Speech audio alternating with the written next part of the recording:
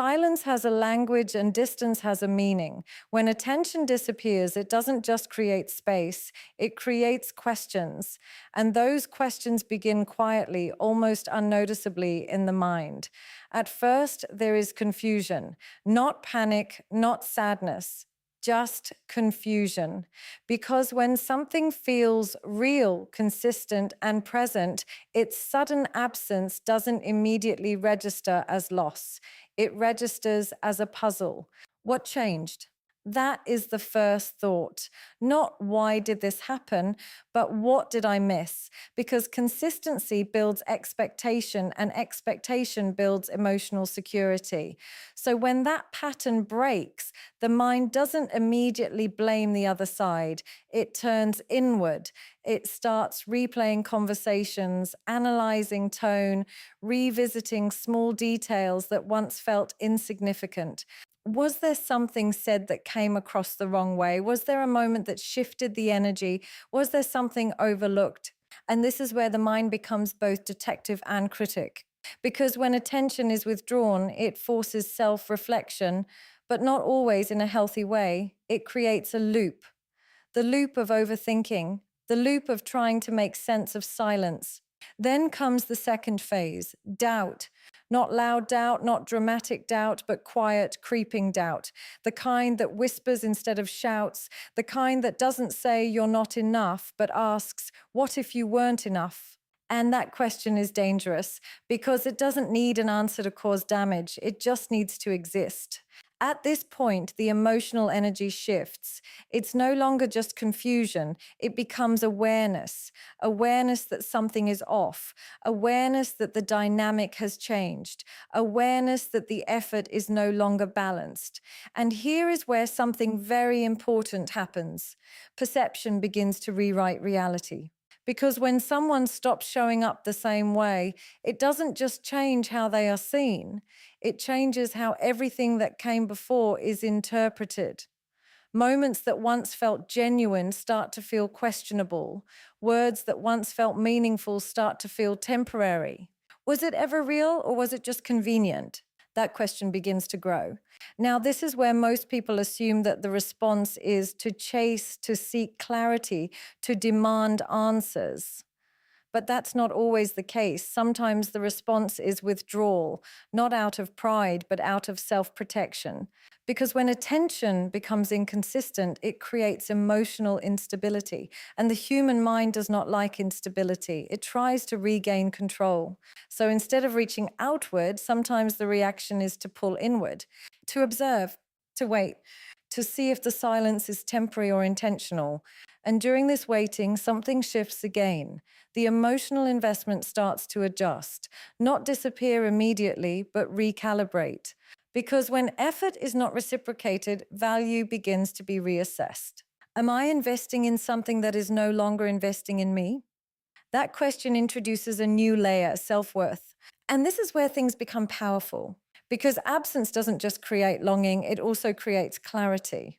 Without constant interaction, without constant validation, there is space to think more objectively, to see patterns that were previously ignored, to recognize inconsistencies that were previously excused. Distance removes emotional noise. And in that quiet, truth becomes louder.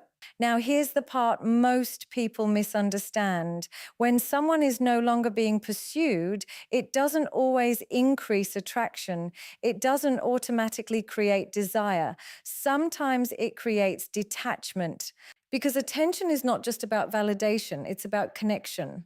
And when connection feels one-sided or uncertain, the mind begins to protect itself by lowering emotional dependency. This is not a conscious decision. It's not planned. It's instinctive because no one wants to feel like they are waiting to be chosen. No one wants to feel like their presence is optional. So instead of chasing clarity, sometimes the response is to become the clarity, to step back and ask, what am I experiencing here? And if the answer feels uncertain, inconsistent, or unbalanced, then the emotional response begins to shift from curiosity to caution. And caution changes everything.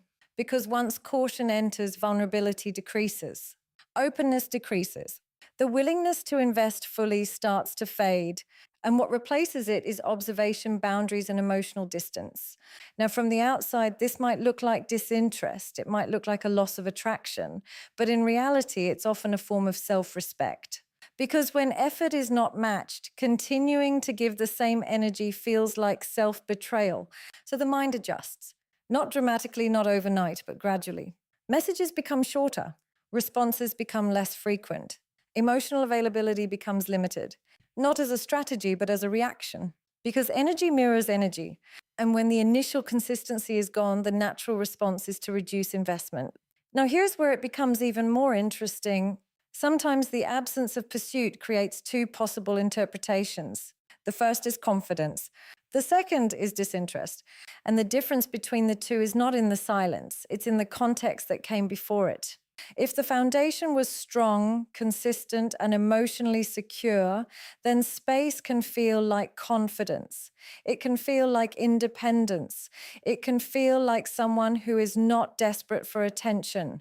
But if the foundation was uncertain, inconsistent, or unclear, then that same space feels like disinterest. It feels like withdrawal. It feels like a lack of care. So it's not just about what is happening now, it's about what was built before, because perception is shaped by history. Now let's go deeper. There is also ego involved, but not in the way people think. Not arrogance, not pride, but dignity. Because when someone feels like they are no longer being valued the same way, there is a natural instinct to preserve self-respect. And self-respect does not beg for attention. It does not chase inconsistency. It does not try to prove worth. It observes, it evaluates, and if necessary, it walks away emotionally before physically. And that emotional withdrawal is powerful. Because once someone begins to detach internally, it becomes very difficult to rebuild the same level of connection. Why? Because the mind has already started preparing for loss. It has already started reducing expectations. It has already started accepting the possibility that this may not be something worth holding on to. And once acceptance begins, attachment weakens.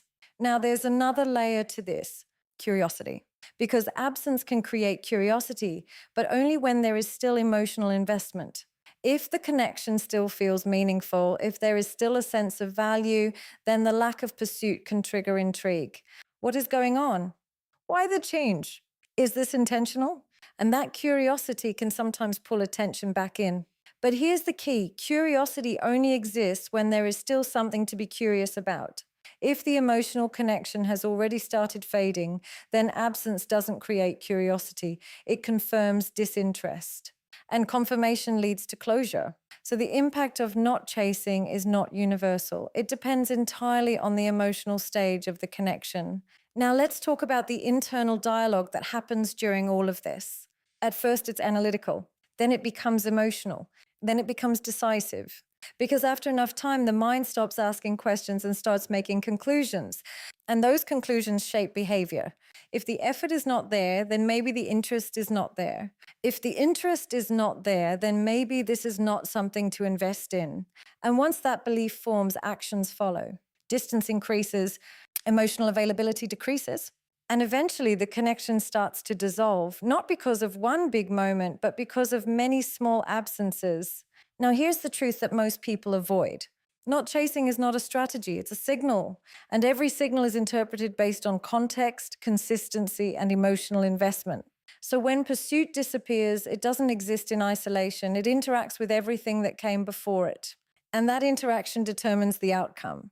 Because people don't respond to actions, they respond to meaning. And meaning is created through patterns. So if the pattern was strong, absence can create intrigue. If the pattern was weak, absence creates distance. And once distance becomes emotional, it becomes very hard to reverse. Because the mind has already adapted. It has already shifted focus. It has already started protecting itself from further uncertainty. And protection always comes at the cost of vulnerability. So when attention disappears, it doesn't just create space, it creates transformation. A transformation in perception, a transformation in emotional investment,